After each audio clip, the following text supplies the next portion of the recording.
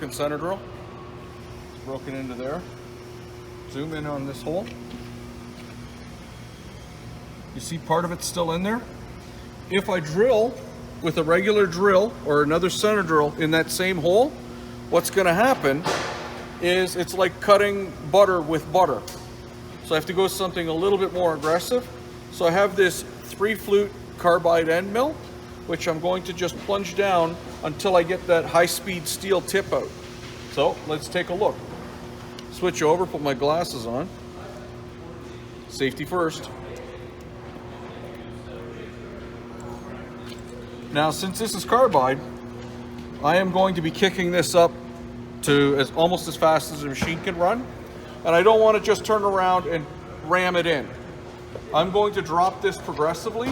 There's 2 ways of doing this. I can lift the table up and pull the quill down, but in this case, I'm going to pull the quill down and then rotate this down, so it's going to allow me to drop in a controlled manner, not just free will or willy-dilly or whatever you want to call it. So I'm going to go to this side over here. I'm going to go into high, turn this guy on to high, and I'm going to go basically as fast as I can. Bring this guy down, bring this guy up.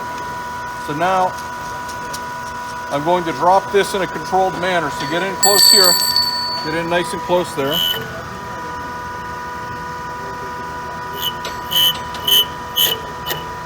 Hear that? I'm pretty sure it's out already.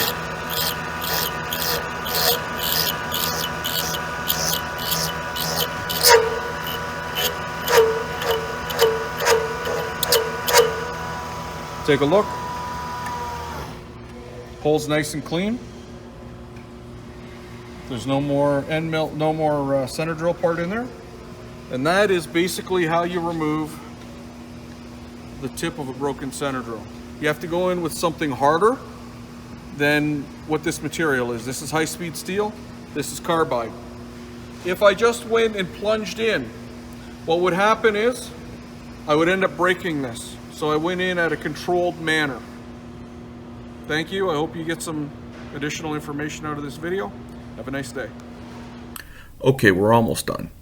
Take a look at this print. On the left-hand side, it's a straight split grind for this center drill.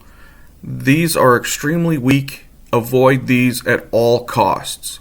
The one on the right is a spiral cut, which is a lot stronger and have a less tendency to break. Thank you.